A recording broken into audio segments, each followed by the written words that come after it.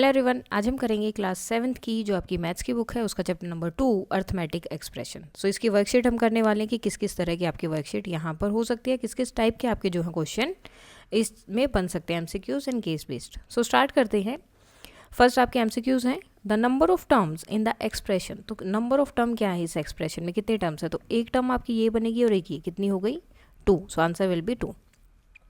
Which expression below shows the commutative property. अब commutative property में क्या होता है, आप सेम नंबर होता है, जैसे आपने a प्लस बी किया तो ये इक्वल किसके होता है? b प्लस ए के। तो ऐसी कौन सी टर्म है? ये वाली, ठीक है। 7 plus 9 is equal to 9 plus 7, ये आपकी एसोसिएटिव प्रॉपर्टी में आएगी। तो कम्यूटेटिव के लिए C option. Ananya reads 3 stories every day. तो अनन्या जो है 3 स्टोरी पढ़ती है हर दिन, लेकिन except Wednesdays and Sunday, Sundays और वेडनेसडेज को वो नहीं पढ़ती है। Which expression describe the number of stories that she would complete in 6 week. तो 6 वीक में कितनी पढ़ लेगी? अब देखो एक वीक में कितने दिन होते हैं? 7, और 7 में से 2 दिन वो नहीं पढ़ती है। तो हमारा आंसर क्या होगा? 7 - 2 जहाँ पर होगा वो 7 - 2 यहाँ पर है, हर दिन 3 स्टोरी पढ़ रही है और 6 वीक में बतानी है कितनी है। तो ये वाला आंसर हो जाएगा। Which of the following is equal to this. अब देखो इसके लिए आपको क्या करना है, 6 × 4, मैंने जस्ट ब्रैकेट हटाया है, 6 × 3। अब यहाँ देखो ये एक टर्म, ये एक टर्म, दोनों टर्म में से कॉमन क्या है? 6, और मल्टीप्लिकेशन का साइन कॉमन है, मैंने निकाला, ब्रैकेट लगाया, 4 + 3। तो अब आपको देखना है ऐसा कहाँ पर बन रहा है? बी में। तो इसका भी आंसर क्या हो जाएगा आपका? बी। नाउ नेक्स्ट क्वेश्चन है, which expression matches the arrangement of 4 group. 4 group हैं जिसमें से 3 स्क्वायर्स है प्लस 2 एक्स्ट्रा ब्लू स्क्वायर्स। तो कौन सी चीज़, कौन सा जो इसका ग्रुप बनेगा? ठीक है, अब देखो एक्स्ट्रा है तो ये बाद में ऐड होगा आपका। अब 4 ग्रुप कितने के हैं? 3 रेड स्क्वायर के। तो 4 ग्रुप हैं यानी कि हर एक ग्रुप में 3 है, तो 4 × 3 और एक्स्ट्रा 2 यानी कि +2। तो कहाँ हो गया? इसमें। Terms of the expression. अब इसमें जो टर्म्स है, अब ये 83 प्लस है, 14 माइनस है एंड 23 प्लस है, तो वही आपको बताना है। सो 83 - 14 and plus 23। Now which of the following is not true. अब आपको बताना है इसमें से कौन सा ट्रू नहीं है। तो 7 + 8 + 9, या ये करो दोनों सेम है, किसी भी नंबर के आगे पीछे मल्टीप्लाई करो वो भी सेम है। अब यहाँ देखो इसमें क्या दिया है, 7 + 8 × 9। अब इन्होंने लिखा कि 7 + 8, ओके, उसकी मल्टीप्लाई की 9 से, तो पहले 9 से मल्टीप्लाई होगा, डेट विल बी 72 हो जाएगा। और इक्वल टू लिख दिया 7 + 8 एंड मल्टीप्लाई 7 + 9। तो ये तो बहुत ज़्यादा हो गया, ये 15 हो गया और ये मल्टीप्लाई 16 होगा, तो ज़्यादा हो जाएगा। तो ये क्या है? गलत है, या यहाँ पर ये नहीं आएगा। ठीक है, इस तरह से होता तो ये वाला सही है। 7 × 8 + 9 है, तो 7 की मल्टीप्लाई 8 से भी और 7 की मल्टीप्लाई 9 से भी। Which expression is equal to this. अब इनमें से कौन सा एक्सप्रेशन इसके इक्वल है? तो फर्स्ट देखो माइनस है, ठीक है, बाहर निकालेंगे माइनस होगा, लेकिन ये प्लस हो जाएगा तो ये गलत हो गया। यहाँ देखो 76, ठीक है, और माइनस का साइन लगाए। 29 और 14 प्लस का है, जैसे ही माइनस ब्रैकेट से बाहर आएंगे तो प्लस हमेशा माइनस में चेंज हो जाता है, ये वाला सही है। Which expression below the associative property of addition. तो एसोसिएटिव प्रॉपर्टी यहाँ पर एडिशन की कौन सी दिखाई दे रही है आपको? ये वाली। 3 टर्म होती हैं, पहले 2 को ऐड किया देन 3rd को, या पहले 2nd एंड 3rd को ऐड करके 1st को ऐड करेंगे तो भी सही होगा। सो इसमें आंसर आपका क्या रहेगा? सी वाला। Now question number 10। Aman boat a pack of pain of 80 rupees का एक पैक लिया पेन्स का, और नोटबुक ली 75 रुपीज़ की।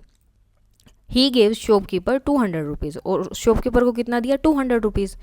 अब इसके लिए आपको एक्सप्रेशन लिखना है यूजिंग द ब्रैकेट।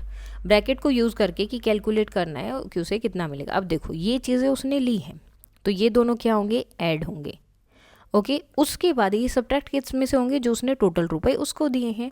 सो 200 हो जाएगा। 200 - 80 + 75 कहाँ पर है? ये रहा। Now which bracket arrangement gives the result 20। अब कौन से आपको 20 का रिजल्ट मिलेगा? सो 8 + 2 10, 10 × 2 20, इससे हमें मिल रहा है।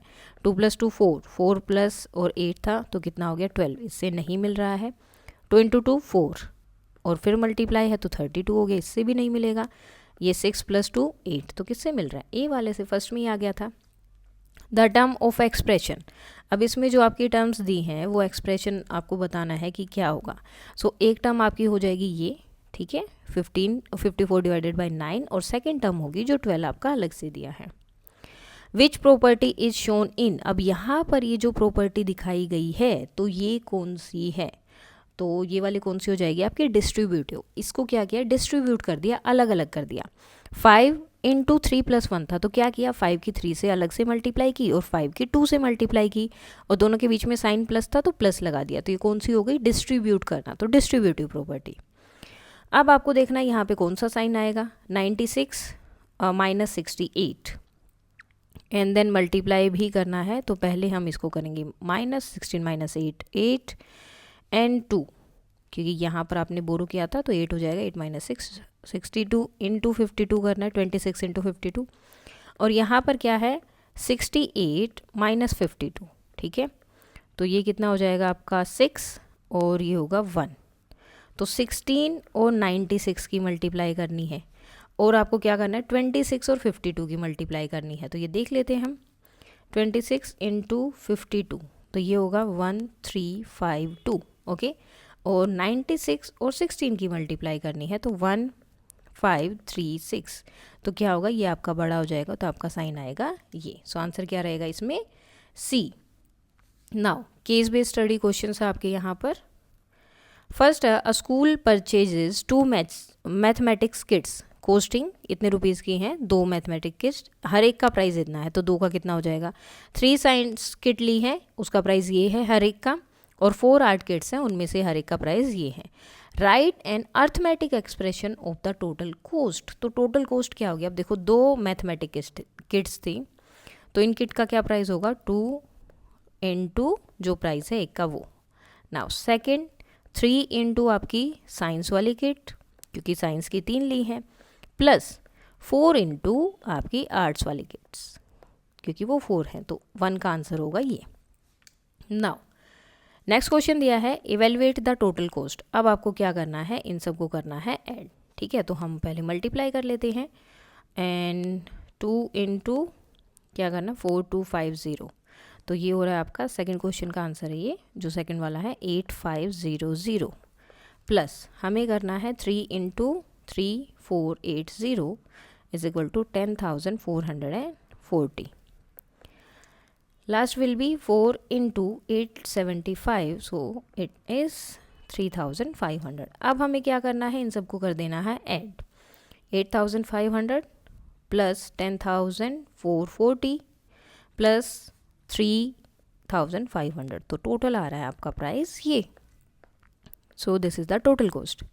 नेक्स्ट है, if the cost of each science kit, जो साइंस किट थी अगर उनका प्राइस बढ़ जाए कितना 140, and the total cost of each art kit decrease, और आर्ट की जो किट है उनका डिक्रीज हो जाए, तो नया एक्सप्रेशन क्या होगा। अब देखो पहले हम लिखते हैं अपने पुराने वाला एक्सप्रेशन, क्या था, देखो इसमें तो कोई चेंज है ही नहीं, तो इसको लिख दिया मैंने as it is 2 into 4250, okay. अब इसमें क्या हो रहा है, बढ़ रहा था, so 3 into 3480 as it is, इसको थोड़ा सा गैप देना है, 4 इंटू 875। अब क्या हुआ है, साइंस किट में हुआ है इंक्रीज कितना 140, तो इसमें हम ऐड कर देंगे 140। अब ये दोनों पहले ऐड होंगे, उसके बाद 3 से मल्टीप्लाई होगा। सेम यहाँ पर क्या हुआ, डिक्रीज हुआ कितना 20 रुपीज़, तो पहले इसमें से इसको सब्ट्रैक्ट करेंगे और फिर इसको 4 से मल्टीप्लाई करेंगे, तो ये हो जाएगी आपकी नई एक्सप्रेशन। सो इसके साथ ही आपका ये जो सैम्पल है या फिर ये जो वर्कशीट है वो कंप्लीट हो जाती है। चैप्टर 2 भी कंप्लीट हो गया है। कोई डाउट है तो आप बता सकते हैं। That's all for today and please like share and subscribe. Thank you.